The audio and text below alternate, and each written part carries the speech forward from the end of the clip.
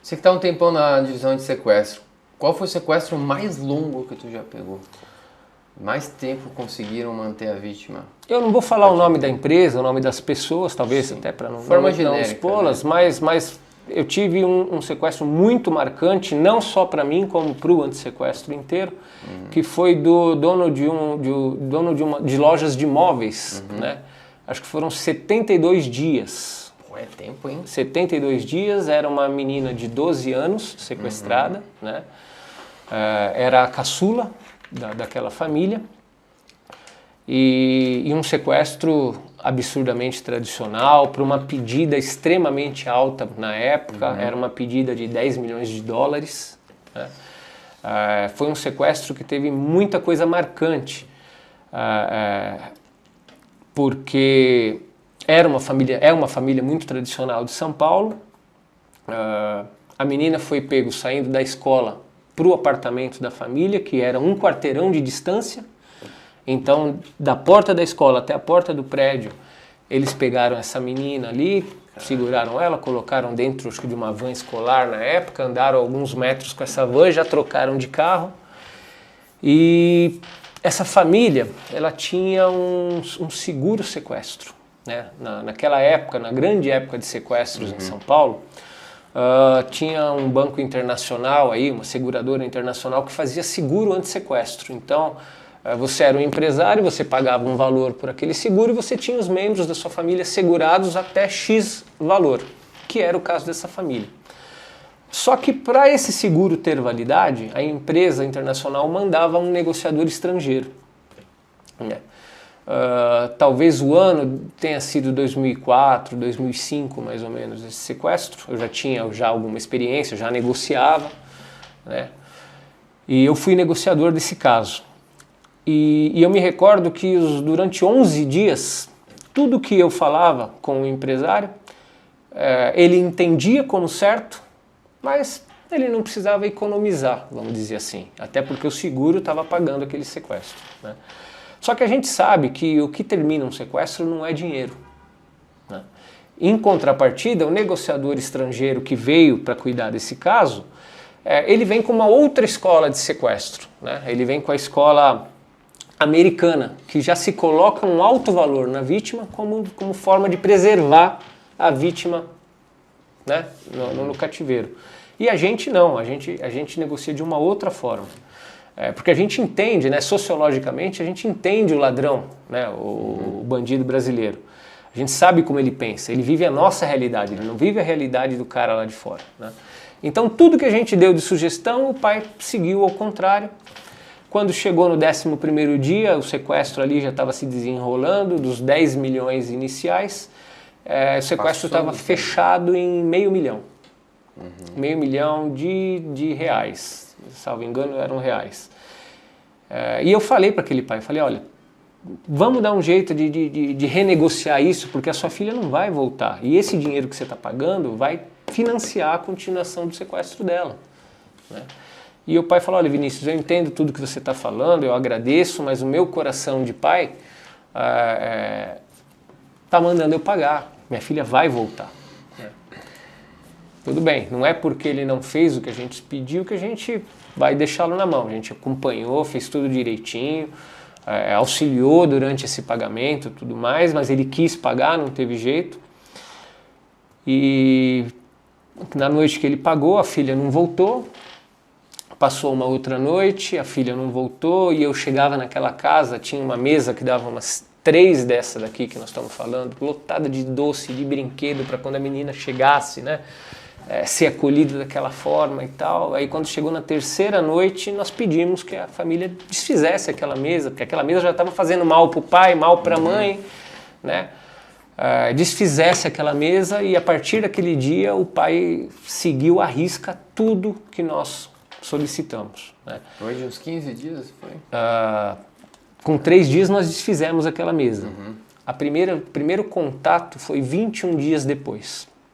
Então você imagina, você paga $500 mil pela sua filha de 12 anos e o cara fica 21 dias sem ligar, você sem saber o que aconteceu, para onde levaram ela, se o pior aconteceu, se não aconteceu, né? Mas a gente com esperança, a gente sabendo como o sequestrador pensa, a gente falava, ele vai ligar, fique preparado, não deixe seu psicológico cair, ele vai ligar, e o cara ligou, né? E a partir daquele momento a gente voltou para o jogo, né? Então já eram 21 dias de sequestro e a gente continuou a investigação, ele começou a negociar da forma certa e o nosso trabalho como negociador hoje é ensinar as famílias como negociar, né? Porque são as famílias que vão falar propriamente, né, com os sequestradores, hoje pelo WhatsApp ou qualquer outra forma de meio de comunicação. E quando chegou em acho que 69 dias mais ou menos, eu cheguei naquele apartamento e eu vi a mãe muito feliz. Isso foi muito assim estranho para mim, porque 69 dias. Mais de 2 meses a filha sequestrada, ela tão feliz, aí eu entrei, ela me deu um abraço. Eu até achei, pô, será que soltaram e não me avisaram, né? Será? E ela falou, Vinícius, hoje eu acordei muito bem, eu tive um sonho muito legal, eu sonhei que você entrava por essa porta. E foi um dia que eu entrei pela porta dos fundos do apartamento, não lembro porquê, qual o motivo. E eu sonhei que você entrava por essa porta com a minha filha, ela bem, etc. Eu falei, poxa, eu vou chamar de Dona Maria aqui, né, para não falar o nome, mas, poxa, Dona Maria, que bom, a senhora pode ter certeza que isso pode acontecer, nós estamos trabalhando para isso. E a investigação, sem eles saberem, porque a gente não compartilha a investigação com família, também estava adiantada, né? E ela bem aquele dia, e eu sonhei isso, e etc, e tudo mais, falei, perfeito. E nós passamos lá o 69º dia e noite com a família, não houve ligação aquele dia. E no dia seguinte a gente ia para um local que provavelmente poderia render uma prisão. E desde quando eu comecei a negociar sequestro, eu nunca quis negociar sequestro, eu nunca quis ser um negociador, né? Mas desde que eu comecei, que os delegados pediram, falaram, pô, Vinícius, você tem um perfil legal, acho que você tem que fazer isso, etc e tal, eu combinei com eles, falei, beleza, então eu vou negociar. Só que quando chegar a parte gostosa da polícia, eu quero estar junto, eu quero estar no estouro, porque é o gostoso, né? Quem entra na polícia é a cana, exatamente, é o momento, né? Então é o momento que a gente curte, né, do trabalho, né? Até porque negociar é muito pesado, é muito psicológico, você aguenta toda a pressão da família, você aguenta toda a pressão da própria polícia, da investigação, então você fica ali no meio do caminho, tomando tapa de todo lado, né? E aí eu combinei isso com os delegados. Então sempre que tiver próximo, né, momento de investigação, tiver próximo de uma prisão, próximo do desfecho da coisa, eu quero estar. E eles sempre cumpriram isso muito comigo, né? Nessa época, o delegado que trabalhava comigo, né, inclusive nesse caso, era o Dr. Ronaldo Sayeg. Hoje ele é diretor do DENARC. E, Vini, amanhã então você vem com a gente, porque nós vamos estar num momento legal e tal, nós vamos tentar prender um cara, que eu acho que esse cara pode dar o cativeiro e tal e tudo mais. E eu lembro que no dia seguinte, 70 dias de sequestro, eu liguei para a família e falei, hoje eu não vou, eu tô resfriado, né? Eu nunca faltei, mas hoje eu tô acabado, eu tô resfriado, eu não vou. E o pai já estava também tranquilo, já estava experiente na negociação em si. Tá bom, Vinícius, descansa, se tiver a ligação eu te aviso e tal e tudo mais, e nós fomos pra rua. E foi bem bacana, esse caso é muito legal de contar, porque são tantos detalhes que foram legais, assim. Eu lembro que era a eleição da Marta Suplicy, do PT na época, e a gente tinha que entrar numa comunidade para conseguir chegar até a casa, aliás, na verdade era uma investigação para descobrir aquela casa do suspeito do sequestro, no meio da favela, no meio da comunidade. E a gente foi para um comitê da Marta Suplicy, explicamos a situação, pegamos adesivos, pegamos camiseta, eu tenho foto disso, mó barato. E nos vestimos ali do partido político na época e fomos para dentro da favela o primeiro dia. Naquele primeiro dia nós trabalhamos, não conseguimos descobrir o que a gente precisava. E no dia seguinte a mesma coisa. Continuo muito mal de resfriado aqui. Não vou estar com o senhor hoje, vamos torcer para eles ligarem, porque eles não ligavam todo dia também. Vamos torcer para eles ligarem, o senhor já sabe o que falar, já deixei o roteiro aí pronto. E tô doente, e lá foi o Vinícius doente de novo com a equipe. E naquele dia foi legal porque inclusive o comitê mandou as meninas, calhou de ser o mesmo roteiro e tal, e as meninas da campanha foram distribuir panfleto junto com a gente. Nossa. E num desses momentos de distribuição de panfleto e todo mundo disfarçando e a gente investigando ali, a gente identificou o sequestrador na porta de uma casa e começamos ali a efetuar a prisão e aquela correria. Daí as meninas já não entenderam nada porque nem elas sabiam que nós éramos policiais. Então era menina correndo para um lado, gente do partido para o outro, a gente catando o cara ali e saindo da situação já para poder saber dele onde era o cativeiro e etc e tudo mais. Esse cara que foi preso era um negociador, né, o sequestrador negociador, só que era uma quadrilha muito bem de planejamento. Eles não, então o negociador em si não sabia onde era o cativeiro, ou pelo menos alegou que não sabia. Então a partir dele nós prendemos mais um para conseguir chegar em alguém que soubesse onde era o cativeiro. E aí nós fomos para esse sítio que era fora de São Paulo também, e aí estouramos o cativeiro, houve uma troca de tiros lá, os dois meliantes que cuidavam da menina no cativeiro trocaram tiros, faleceram. E naquela situação toda, daí o delegado falou, pega ela, leva para casa e tal, e aí eu cheguei no 72º dia, já era madrugada na verdade, cheguei naquela casa da forma que a mulher tinha sonhado, assim. Incrível essa história. Eu sou um cara totalmente, eu sou cristão, né? A fé a gente nunca questiona, né? A gente acredita e pronto.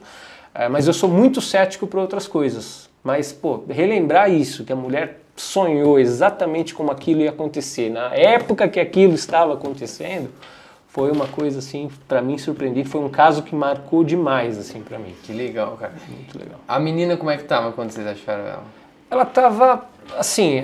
Cuidado, como é que tá sendo cuidada? Ela estava cuidada, né? Ela não foi maltratada em momento nenhum, né?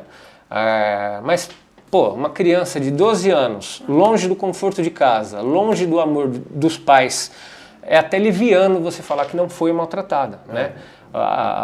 Só dela estar nisso, ela está sendo muito maltratada. A pressão psicológica que aquela menina sofreu, né, ficando tanto tempo longe dos seus pais e tudo mais, é lógico que isso é péssimo. Mas, para o que estava acontecendo, ela estava bem, né? Ela voltou. E no meio dessa negociação, eles faziam ela falar alguma coisa para vocês verem que ela estava viva ainda? Não, a criança eles não usaram dessa forma. Porque às vezes vocês podem desconfiar que ela já não estava mais viva e eles ainda estavam... não sei se tinha essa o pedido da prova de vida a gente sempre faz de uma forma mais técnica, a gente não usa o termo técnico prova de vida, mas a gente dá um jeito de produzir. Então, no meio desse sequestro, a gente produziu dezenas de provas para saber que ela estava bem, né? E, em contrapartida, o sequestrador sabe que para ele obter o dinheiro no final, ele tem que mostrar que a pessoa está bem, né? Ninguém paga sequestro se não tiver certeza que o ente querido está bem do outro lado, né? É uma regra aí tanto para a gente como para o próprio sequestrador, né? Ele sabe que ele precisa mostrar isso para ele ter o lucro dele, né? Então, a gente conseguiu aí, durante esses 70 dias, algumas aí... um monte de prova de vida para saber que os autores tinham algum envolvimento com a família? É outro detalhe desse caso também que eu me recordo que é o que eu falo, o negociador ele tem que estar muito bem preparado para frequentar o ambiente da família, né? Essa família morava naquela época no prédio de mais luxo de São Paulo, nos Jardins, e após a prisão desses indivíduos, né, a gente voltou para o prédio para prender um trabalhador daquele prédio. Ele era o mensageiro do prédio, ele subiu diversas vezes comigo pelo mesmo elevador, né? Só que eu também não parecia ser policial, tinha dia que eu ia de bermuda para casa daquela família, a gente faz isso porque a gente tem que se misturar ali, né, ao meio, a gente não posso chegar parecendo polícia, né? Então ele subiu diversas vezes comigo no mesmo elevador. Ele pediu para lavar o meu carro era uma viatura, eu não deixei, né? O prédio dispunha desse serviço, né? Eu falava, não precisa, deixa aí.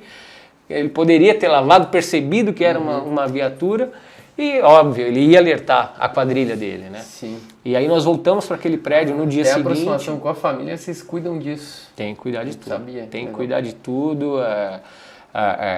Em muitos casos hoje a gente nem vai para o ambiente da família, a gente dá um jeito de encontrar um outro ambiente que possa ser melhor aproveitado para não correr esse tipo de risco. É que cada caso é um caso, né? Então a gente vai estudar aquele caso, de que forma a gente consegue melhor atender sem colocar a vida da vítima em risco. Tá. E aí vocês descobriram que esse cara então fazia parte... Esse cara foi o cara que deu a dica para o sequestro, né? Então aí nós efetuamos a prisão dele dentro do prédio da família, direitinho. O pai dele também trabalhava para uma outra família naquele prédio, só que o pai, uma pessoa assim completamente honesta, trabalhava 20 anos para o outro empresário lá, vizinho, e o filho metido até o pescoço com sequestro. Ele confessou? Confessou. Não, no momento da prisão ele falou, eu já estava esperando ser preso, eu sabia que iam acabar me delatando, né? Ele não ia sair... Falou quanto que ele ia ganhar? Alguma coisa Eu não me recordo de detalhes assim desse tipo. Até porque também o sequestrador, quando ele pede inicialmente X, ele sabe que ele não vai ganhar aquele X, né? Ele sabe que aquele é um pedido inicial para uma negociação, né? Então, os valores no final... Acho que independe, né? O cara tá ali pela atitude, ele quer o dinheiro fácil, independente se seja R$1 ou R$1 milhão, né? A família acabou depositando R$500 mil, tu falou, né? Não foi depósito, foi parte em joias que a família tinha e parte em dinheiro, em dólares, etc. Negociador estrangeiro, quando que ele saiu do pé de vocês, né? Ele não saiu do país, né? A gente não é bobo de achar que o cara mandou o cara embora, até porque é uma regra do seguro, né? Eu lembro que aquele seguro cobria até $2 milhões de pagamento. Mas após aqueles 500 mil, ele não seguiu mais o que o negociador estrangeiro falava, começou a seguir o que realmente a gente pedia. E ele não entrou mais em atrito, vamos dizer. Tudo que a gente pediu ele começou a fazer e acredito que talvez por isso tenha tido o desfecho que teve, né? Viu que não estava dando resultado, né? O importante para casos tradicionais de sequestro assim é as famílias perceberem que o sequestro bem pago ele vai ser pago 2, 3, 4 vezes, né? O que a gente faz na negociação não é economizar dinheiro, né? A gente mostra a dificuldade que é para se conseguir dinheiro, porque muitas vezes a família às vezes ostenta até uma vida que não leva, né? Ela não tem aquele dinheiro, aquela disponibilidade que as pessoas acham que ele tem, né? Às vezes tem dívidas, às vezes tem N coisas no meio desse caminho, né? E o que a gente faz é mostrar a dificuldade para, se eventualmente um sequestro tiver que ser pago, o que a gente não quer, o que a gente não aceita, mas se eventualmente tiver que ser pago, que seja pago uma vez só e a pessoa seja solta. Então, durante esses 11 dias foi feito de uma forma que não é a forma que o sequestrador brasileiro está acostumado. Então, recebeu fácil, se eu recebi R$500 mil em 11 dias, vamos ficar 3 meses, 4 meses, 5 meses. Concorda? É muito dinheiro, né? Então é isso que é necessário as famílias perceberem, que não é o dinheiro que vai terminar um sequestro, são outros fatores. E aí quando você subiu com a menina, você já tinha avisado antes que estava indo com ela ou não? Chegou de surpresa? Eu não me recordo, eu acho que eu não avisei, eu acho que eu cheguei meio de surpresa, mas aí acho que foi meio de propósito mesmo, né? E eu fiz questão de subir não pelo elevador da frente, eu subi pelo elevador de trás para ser pela mesma... E como é que foi a recepção?